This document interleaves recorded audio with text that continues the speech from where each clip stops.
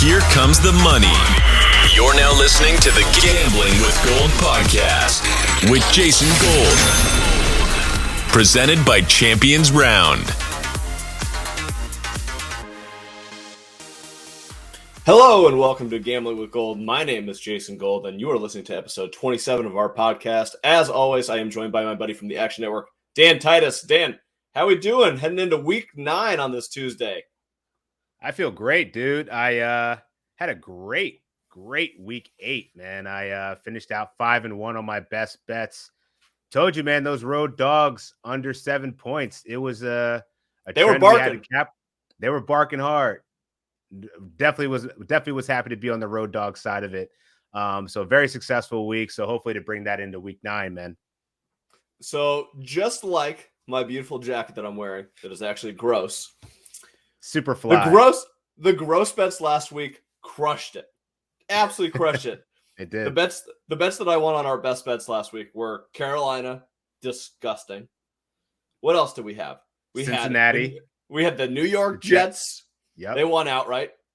And we won one more. Oh, New Orleans with Taysom Hill not in. Jameis Winston not in. We're rocking with Trevor Siemian. Trevor Siemian. Let's do it. Didn't matter at all. And the two bets that lost, the Vikings. We'll get into the Vikings in a second. Mike Zimmer, I hate you. And Indianapolis, who had a 14-0 lead and an interception and then dropped the ball. Titans scored a touchdown the next play, and we're screwed forever. So Carson Wentz went Carson Wentz officially. Well, I think that might be the worst throw that I've ever seen. 24-24 at the 3-yard line. Still with your left hand as you're falling down in the end zone. Great idea. Great idea. One of the biggest panic passes I've ever seen in a week 8 game that's like not really all that important. Unbelievable. Really, really costly for me to lose on the Vikings and the Colts. Otherwise, pretty good week. Look forward to running it back with some ugly dogs this week, as we do here on the show. Before we get to the week 9 gambling lines, let's talk about a little Champions Round business here. We have 2 giveaways I want to talk about right now. We are giving away a Elijah Moore, Quinnen Williams, Darius Leonard, and T.Y. Hilton, all 4 of those jerseys on Thursday Night Football. All you have to do is go on this video on YouTube and comment Broadway Joe, and you are automatically entered. You tag 5 people, your boost entries, you'll get 5 more entries into that. So those 4 jerseys, really, really fun. And then because we love gross bets, Dan, you know how we love our gross bets. On this show specifically, we are going to be giving away jerseys from the Dolphins and Texans who play each other this week. It does not get any grosser than that. We are giving away a Tyrod Taylor Houston Texans jersey and a Ricky Williams orange popsicle Dolphins uniform signed by Ricky Williams himself. Those will be fun. All you have to do is go to our TikTok, follow us, and then tag some league members on this post on Instagram. Again, if you tag 5 league members, you get a boost opportunity. You have 5 more chances to win. So go do those 2 things. Follow us across all social channels and get some sick swag. You know, something like this. Get a little fresh with it. All right, let's get out to week 9. Let's start with, a team we won on last week and a team we lost on last week. The New York Jets plus 10.5 with Mike White, a.k.a. the White Lotus, starting against Ginger Jesus himself in Indianapolis. The Colts are currently minus 10.5. The over-under is 45.5. What do you got on this game, Dan? I just want to acknowledge the fact that you called Carson Wentz Ginger Jesus. Oh, yeah. Has anyone Ginger Jesus.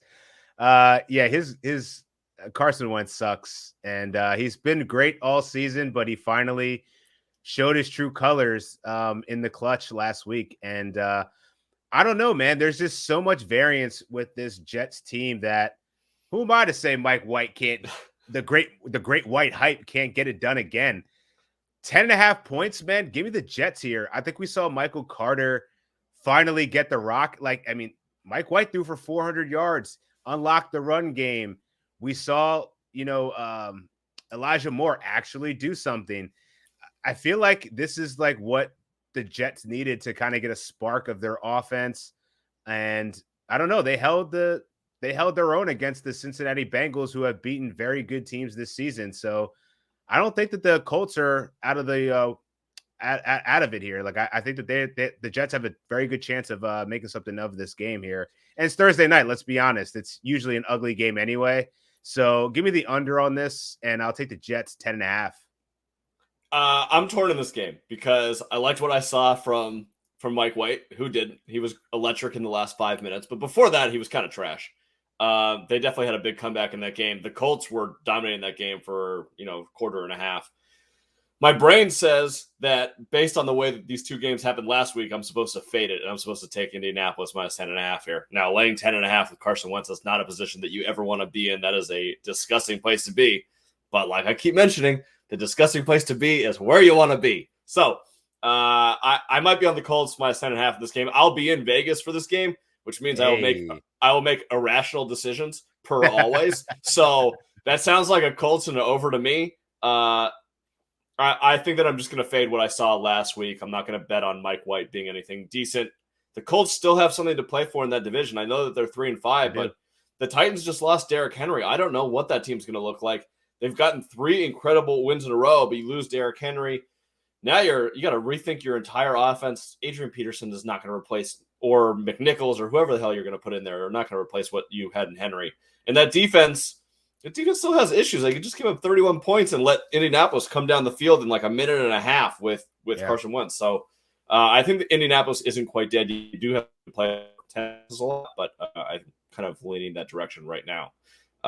Let's head over to Sunday games. This will be super exciting. I can't wait to watch all of this slate. We have Atlanta +6 at New Orleans. Looks like New Orleans, we don't know if they're going to go Taysom Hill or Trevor Siemian at this point.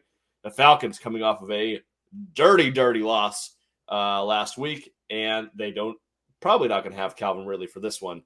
What do you think? The over-under currently 42.5. Yeah, kind of hard to trust Atlanta here. Don't really know what's going on with Calvin Ridley. Sounds like it's some mental issues. I mean, I'll be honest, I wouldn't be surprised if he just didn't really want to play for a team that's so mediocre. But yeah, the Saints, we don't really know what they're going to do at quarterback right now. Jameis Winston's going to miss the rest of the season with a torn ACL, but he still had enough power in those legs to turn up at the end of the game. Yeah, in the locker room. Probably one of the dopest videos I've seen this year. But whether it's going to be Trevor Siemian or Taysom Hill here, I don't think it's going to make much of a difference against the Atlanta Falcons. This is a divisional matchup, but with the Saints at home, given what they just did to the Tampa Bay Buccaneers, I think this defense is inspired. They forced Tom Brady to have 2 turnovers, one that went to the house. I think that they're going to rally around this team. They got Mark Ingram back, less emphasis on Alvin Kamara. Atlanta's defense hasn't stopped anybody this season, so I got to trust that the Saints can get it done here. Don't love the number at -6, but it's within a touchdown, so I'll take it. So I'm going to take the Saints here. Yeah, I don't feel confident in the Saints coming off that big win against Tampa Bay. I think they put a lot into winning that game. And I think they're going to have issues with the quarterback here. I expect a low-scoring game under 42.5 might be a good number. Divisional dog, Atlanta usually plays okay against the Saints. I could see them covering +6. I trust Matt Ryan more than I do the other 2 quarterbacks on the other side. That's not really a great position to be in if you're the Saints. But they do have, the coaching advantage for the Saints is massive. It was the defense. So I wouldn't be surprised if the Saints get it done. Gun to head, I'll take Atlanta +6, but I don't anticipate this being one of my best 5 for the week. Me either. Let's go to Denver at Dallas. Cowboys look like they're going to get Dak Prescott back. Denver just traded away Von Miller, their heart and soul of their team. This number's big, though. Really big. Dallas -9.5, over under 49.5. Dan, what do you think in this one? Dallas comes in 7-0 against the spread. Why am I going to not back them now? I mean, Denver just lost one of their top defensive players in Von Miller. We still haven't really seen much out of that Denver offense, man. They're anemic, and I just don't like them against the Dallas Cowboys team. They're rolling, man. They're rolling. They just pulled up the upset over the Minnesota Vikings, which, Cooper Rush making it happen. Yeah. Cooper to Cooper. Amari Cooper finally got unlocked, and I don't know, they just can't be stopped at this point. So, give me Dallas here about laying the points.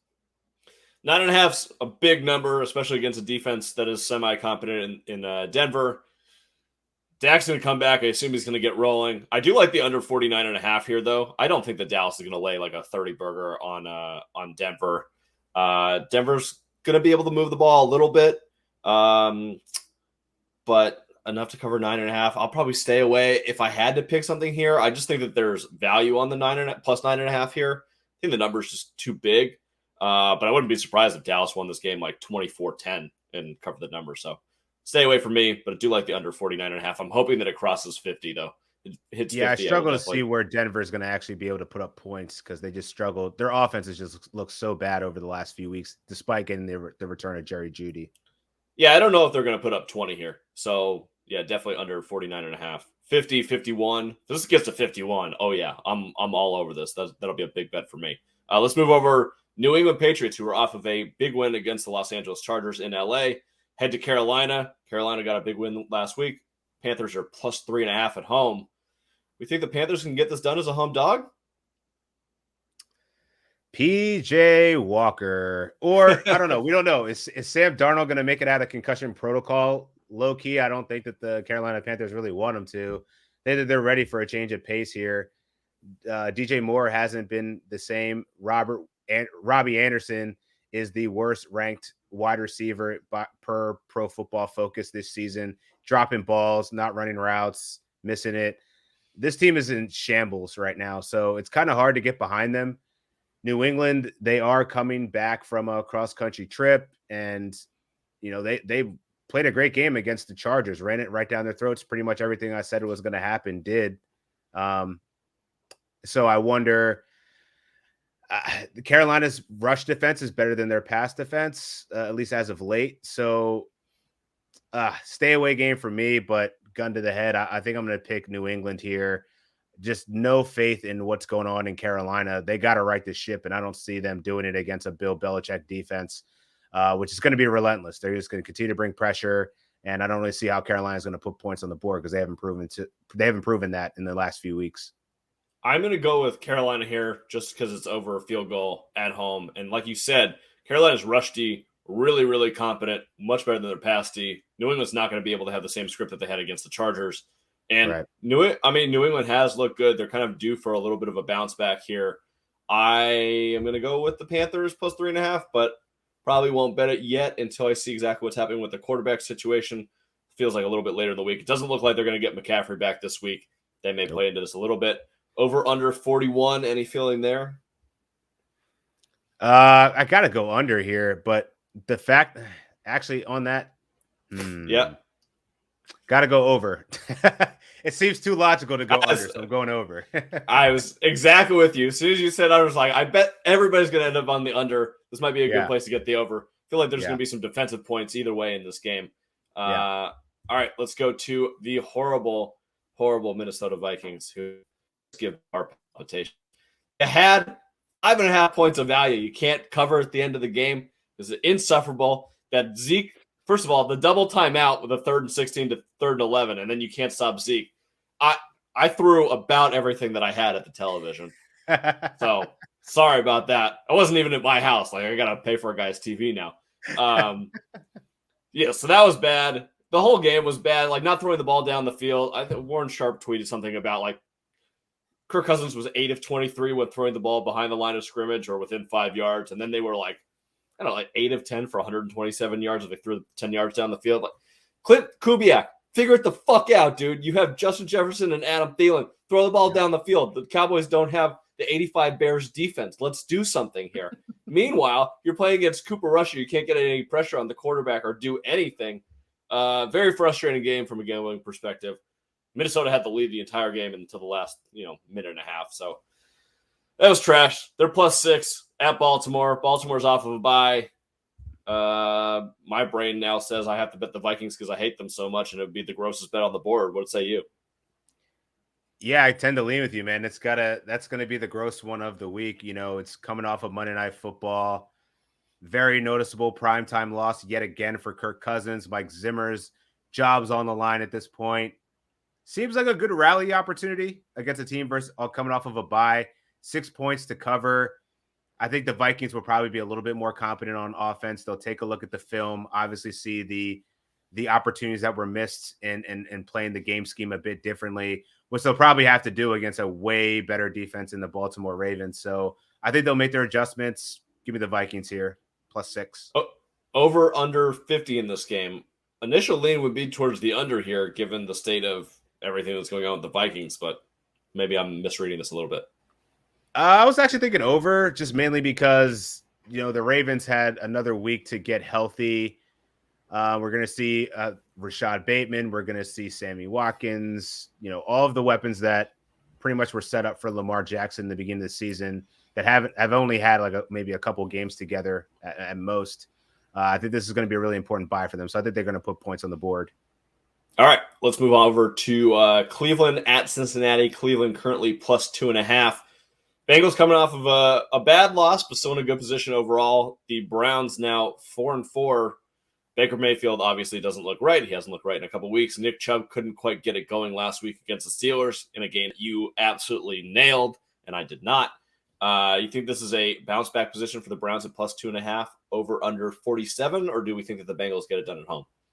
Yeah, this is a tough one because I think I want to take the wait and see on this because there's a ton of drama circulating. The trade deadline just passed today. OBJ is still on the roster. His dad is tweeting how much Baker Mayfield is missing him on throws. LeBron James is coming out publicly saying free OBJ. Is that a rally cry? You know what I'm saying? Like, is this going to bring out the OBJ squeaky wheel? Probably. So, like, part of me is like, this, if of all games, this is pretty much going to be the season for the Browns right here. It's in division. They got to catch up to the Bengals. I think that I want to see this line move up a little bit.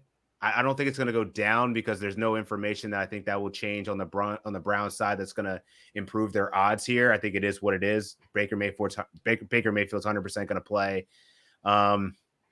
Give me the Browns here. I feel like most people are going to probably be on the Bengals in a bounce back coming off a bad loss against the Jets. But, yeah, I got to feel like this is going to be the most important game of the Browns season, so they got to come to play.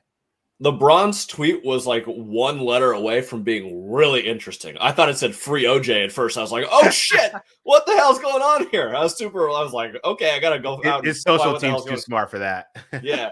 I agree with you on the Browns. If I see that +3, that's a hammer spot for me. 2.5, probably stay away. Although I feel like if I do a money line round robin underdog thing, I'm definitely going to have the Browns +125 in there.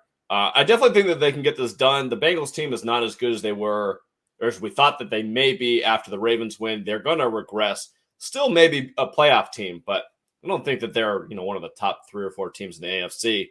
The Browns certainly could be. Like, they are more than capable of it. I like their coaching staff much more than the Bengals. There's a significant coaching advantage between Stefanski and Taylor here. So I like the Browns. Doesn't feel good. Browns are horrible against the spread. They just keep doing this to me. But If they get up to +3, I got to do it. It looks like right now, looking at the DraftKings Sportsbook, Bengals -2.5, -115. We might actually see 3. So that would be great. I'd love to be out there on the Cleveland Browns. All right, next game, Buffalo -14 at Jacksonville, currently over under 49.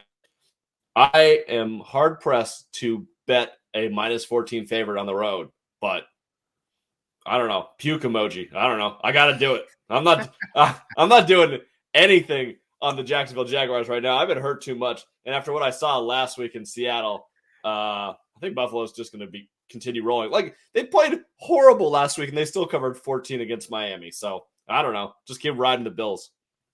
Yeah, at this point, they made Geno Smith look like Russell Wilson didn't even matter. Yeah. Tyler Lockett had himself a day. Finally, he woke up.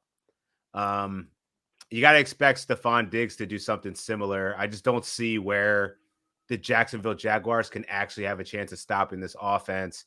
And then on the other side of the ball, their defense is just that good. So it took a little bit of time for Josh Allen to kind of get into the rhythm of the game. But, as you said, it wasn't the best. It wasn't the Bills at their best, but they still took care of business. I think they do it yet again, man. The Jaguars are awful. 14.5, riding with the Bills. I like the under in this game, over under 49. I actually like the Jacksonville team total. I'm not sure what it's going to be set at. I would assume it's probably going to be 17.5 given this, 31-17. That seems like the right number out there. So if it's 17.5, I'll take the under here. The Bills defense, yards per play, like, they're absolutely dominant. They're the best team in the NFL by almost half a yard right now. And not like they've played the easiest schedule in the entire world. So Of late they have, but not overall. So yeah, give me Jacksonville or give me Buffalo. Jacksonville team total under and the over under of 49. All right, let's move on. This might be my best bet of the week right now. Houston at Miami. Miami currently -6.5. Over or under is 46.5. I actually got a bet in last night on the Houston Texans at +7.5. I believe that Tyrod Taylor is going to start this game. 7.5, man. That's a great number in a game that is going to be absolutely. This is the puke spectacular of the season. This may be for the number 1 overall pick if the Lions decide to win a game at some point. So, what do you got in this one? This is our marquee game, babe. This is the gross bowl. It's not as gross if Tyrod actually suits up here. They're 2-14. They're 2-14. But I feel like the Rockets. I feel like the Texans play better. They're better than their record. I agree. And they're way better than their record when Tyrod suits up. So if Tyrod's out there, I love them in this at +6.5. I think that's a great value for them. Brian Flores and their defense is just, I don't know what the Dolphins are doing. They're probably playing too much into the media, into this wanting to get Deshaun Watson, not believing in Tua Tagovailoa thing. Will Fuller, no idea what's going on with that dude. He just doesn't want to play football for the Miami Dolphins. Myles Gaskins, their run game sucks. I just don't have much faith in Miami whatsoever. So 6.5 points with Tyrod Taylor, the way he played starting out the season before getting hurt. Give me that all day. Doesn't feel as gross as it sounds. But that's the whole point. We're betting on the Houston Texans +6.5. That's how much we don't like the Miami Dolphins. The double down gross bet of the week is Houston Texans. Anything, I think that you would say this too. +6 and above. We like +6 and above. Yeah, +6 and above. +6 and above. We love that. Money line right now +230. Absolutely got to sprinkle a little bit on that. And absolutely. I like the over in this game. 46.5. I think that both defenses definitely a little trash. Tua has made some progress. Maybe not last week against Buffalo, but the 2 weeks before he looked like he was throwing the ball a little bit better. Tyrod comes into this game. This whole offense changes for Houston. So give me Houston +6.5, the money line, and the over 46.5. Let's get it going. Our best bet of the week. I love it. All right. The one prop that's been hitting crazy lately is David Johnson under rush yards. Curious where they mark it at. Last week they had it at 33.5, and he didn't even come close. They had other, journeymen. I think Philip Lindsay probably had more carries than he did last game. So yeah, keep an eye on that. I just don't have much faith in their run game whatsoever. Love it. All right, let's go to the Raiders -3 at the Giants.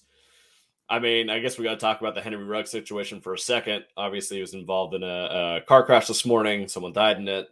Thoughts and prayers out to that family. Really sad situation, but obviously he's not going to be with the team probably for the rest of the season, if ever again. We thought there was going to be no distractions for the Raiders, right? You got Gruden out of the building. You got 2 straight wins. You're coming off of a bye. You're going to the Giants on a short week. Seemed like a great situation for the Raiders -3. Obviously, they thrived the last time they played under circumstances where there was noise outside the building. This is a little bit different. What do you think of the Raiders -3 against the Giants in this game? Over under is 46.5. Yeah, this one's a stay away for now. I'm definitely going to need more information in the course of the week because I think the Giants are really just snake bitten by injuries. Sterling Shepard left. He thought he was getting back and healthy. He left with a quad injury. Kadarius Toney injured his thumb, left the game, came back. Don't know if he's still 100%. Probably not. Still probably recovering from that ankle injury as well. They really only have Evan Ingram at this point, and that's not good. That's really not good. Because we haven't heard. I mean, I think Saquon's probably getting closer, but Devontae Booker isn't anything to write home about.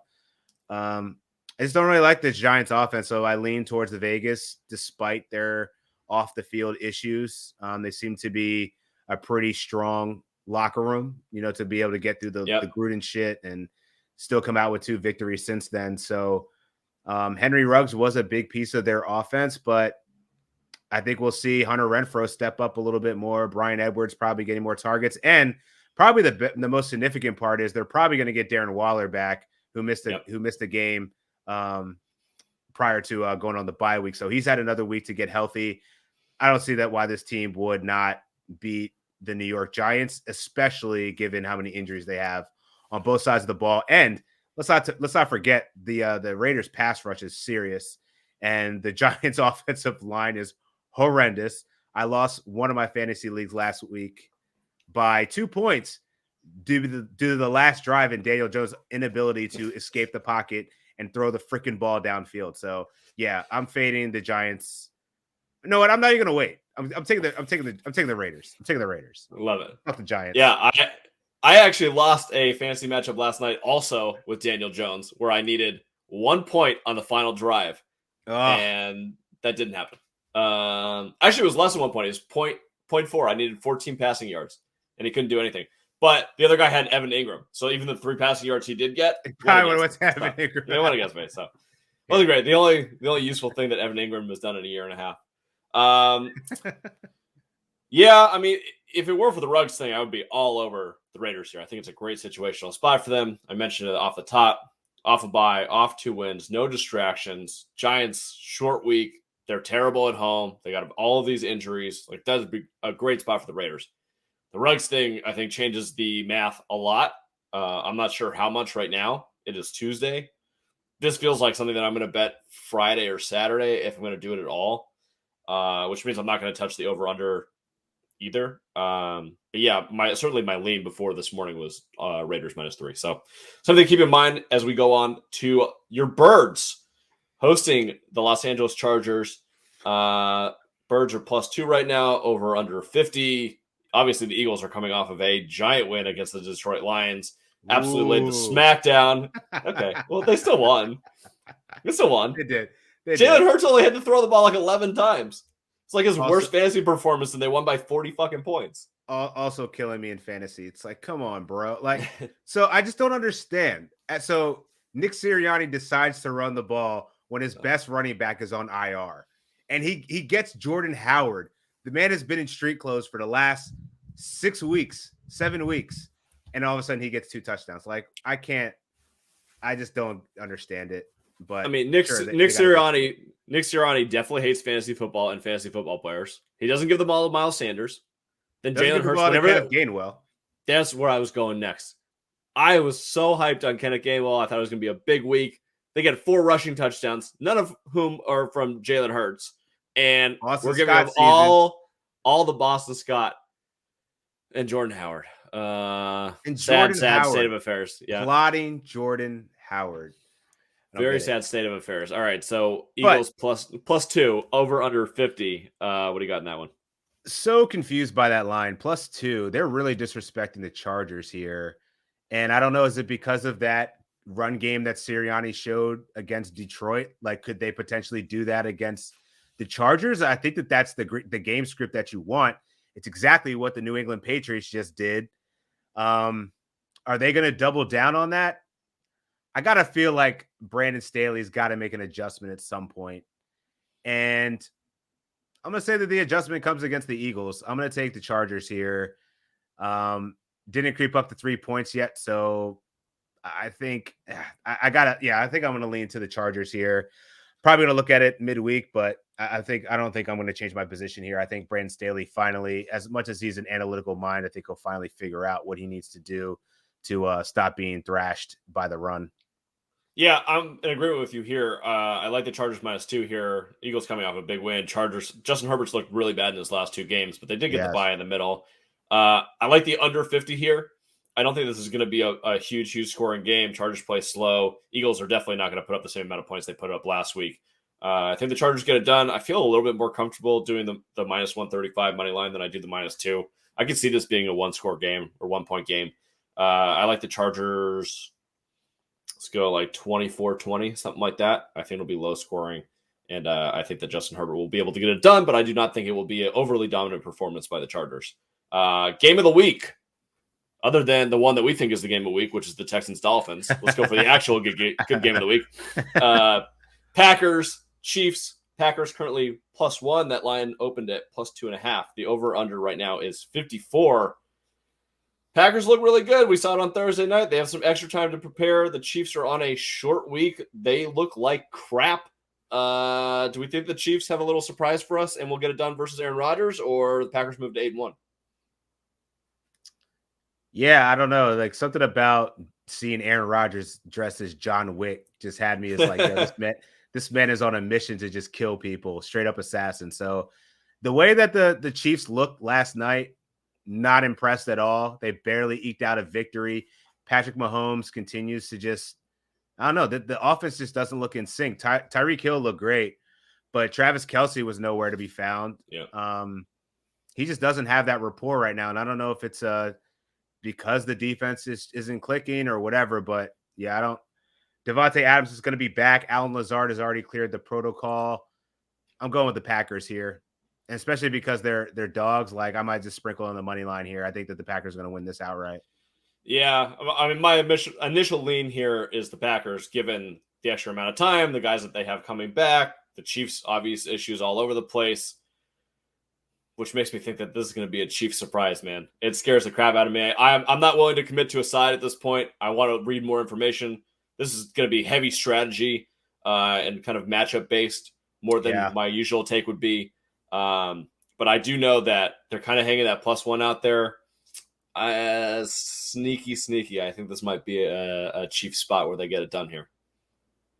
It's going to be so close, man. Like, you can't bet against Mahomes, but now, like, if you're going to do it, this is the year. He's continually shown that he can't cover, that their defense sucks, and that there could be something else going on there that, you have all this faith in Mahomes of what he's giving you from a reasonable sample size over the last few years. But for whatever reason, man, I think I've gotten off the train. I can't rock with it right now. I'm trying to figure out where the public's going to come in here. It's too early in the week to figure that out. I feel like I'm just going to fade the public in this game. I'm interested to see if they finally flip on Mahomes and they end up on Aaron Rodgers, another very, very public team in the Packers. If this lands at like 70% of the tickets on Green Bay, I'm absolutely betting Kansas City, no doubt. I mean, what do you think is the possibility of the swing to the Packers being the favorite? Probably. The 2.5 to 1, it closed at 2.5 before the start of the Chiefs game last night, reopened at 1. My guess is that this probably gets to at least pick 'em at some point. I don't know if it's going to cross the threshold, but I wouldn't be surprised to see it go off at a pick 'em. I think that the tickets are going to come in from the public on Green Bay in this game. So it'd be interesting. I think I'm going to end up on the Chiefs, and I'm going to be really, really angry about it, which is a good position for me to be in. If I'm angry at my bets, they usually win. If I love them, they usually lose. All right, let's go to Arizona at San Francisco. That is at pick 'em right now, over under 45. This line opened at, looked like +2. It is now down to pick 'em. Obviously, San Francisco off of a nice win in Chicago. Arizona lost to the Packers. They're dealing with their own issues. Kyler, Jay Glazer reported he actually has an injury. Who knows what's going to happen with that? We know what happens when Kyler gets injured. The entire offense tanks, and we've been waiting for the time where Arizona, takes a nosedive. It's going to happen at some point. You think it's this week? You think the 49ers can get it done? Yeah, it's another wait and see. Curious to see how the QB room kind of shakes out with San Francisco. Another regular Jimmy Garoppolo performance last week. They did acquire I saw that they acquired somebody on their defense. The guy from Houston. I forgot what his name is. Defensive lineman. Defensive lineman. So we'll see if he gets into the fold. But George Kittle should be back, which is a welcome return for that San Francisco offense. But Kyler's injury last year was his shoulder. This is a sprained ankle. He hasn't really been running that much anyway. I think Arizona will get right here and come away with the victory. But it is a pick 'em. Early lean is the Arizona Cardinals, but I'll probably do a little bit more homework, and we'll see how this pans out by the end of the week. But it might get into my top 5. We'll see. I think that I'm going to end up on the 49ers here, and you can say what you want about Kyler not running. And it's true, he's not running forward, but he's still doing his scramble shit in the pocket. He's still moving around, and if he's not able to do that anywhere near the level that Kyler's used to doing it at, like, that offensive line gets saved so much by him just scrambling around. It is not that good. And if he's going to be more, stoic in the pocket, not moving around, I think they can get home. And you've seen him a lot this year. They have fumbled so many times, and their fumble recovery luck right now is insane. It's going to start regressing at some point, and I think this might be the week. I'm not 100% sure who's going to start for the 49ers. My guess is it's going to be Garoppolo. But the running game last week looked good. You can run against Arizona. Their explosive run rate is one of the worst in the league. kind of a perfect setup for San Francisco at home, man. I think that San Francisco is going to get this done. The more that I talk about it, the more that I actually like San Francisco in this game. So we'll do a little bit more research and see. But I think this is a good spot for the 49ers. Sunday night football. I think this might be my favorite teaser leg of the year. Titans at the Rams, plus 7.5 for the Titans right now, over under 54. I got to tell you, man, going through the 7-3 with the Rams, bringing this down to 1.5. Titans off of 3 giant wins without Derrick Henry. This is the smash spot of the season right now. I don't know about the 7.5. It's a big number. Tennessee's still a competent team, and they're going to throw the ball more to Julio and AJ and Ryan Tannehill. They're very explosive, or can be very explosive doing that, but this seems like a Rams smash spot to me.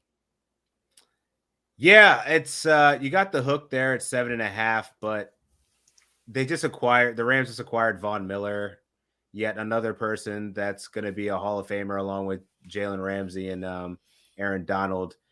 I don't know what Tennessee is going to do. I mean, they're going to have to win with Ryan Tannehill. Yeah. And I don't know how many times that we've seen him not be reliable in the clutch. And it's really just been Derrick Henry that's been bailing them out late in games when they started slow. They start slow in this one, they're not coming back. And we saw Matt Stafford get pulled in the third quarter because they were just trouncing the Houston Texans last game. I think he plays this one. It's going to be prime time. So we're going to see the Rams in full effect. And at home, I don't see the Rams losing this game. They're probably one of the most dangerous teams in the NFL, and now they just got better at the deadline. So, and Tennessee, they've gotten worse. So I just don't see it. If Julio doesn't play, good luck, Tannehill. You're going to need everything you can get. I think Julio will probably end up playing, just given the need in their season and with the Colts vying on their tail for the division. So, but yeah, I think this is a good spot for the Rams to take care of business against the spread. It seems like the Rams in recent years, when it gets to Monday night, Sunday night football, they show up for these games. Like, they are ready to rock. I think they know they're on the big stage.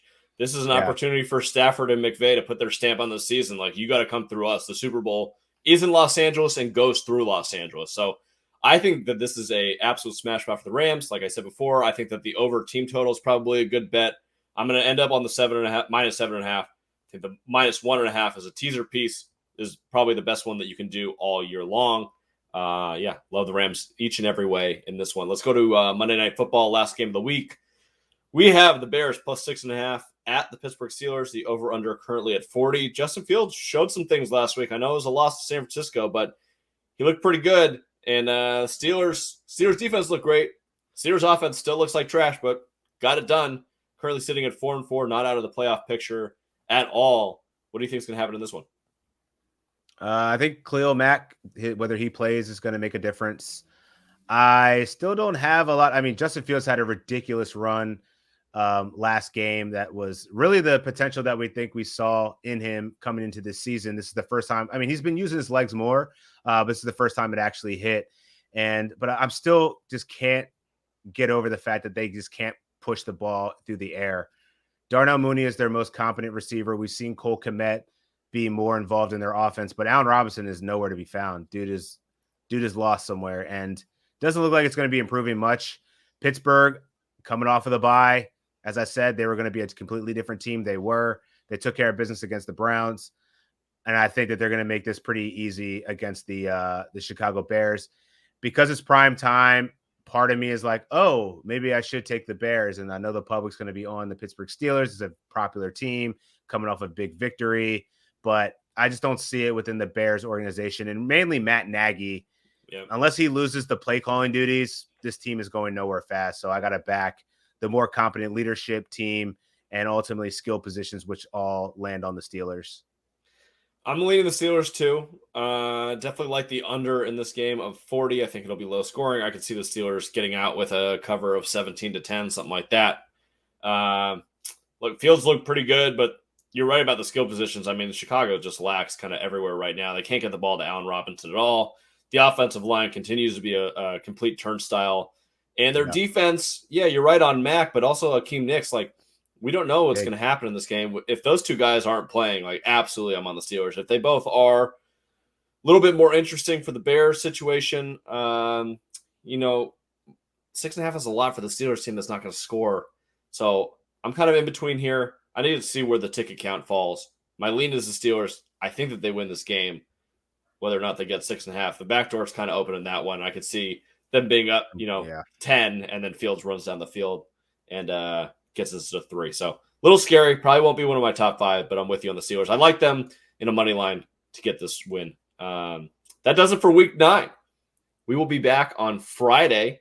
I will be recording from Vegas. Very excited about that. Going to be a fun weekend. Can't wait to do a little gambling, some gambling. Bet on some really, really gross stuff. Dan, until Friday when we talk again, thanks for joining me, and everybody have a good week.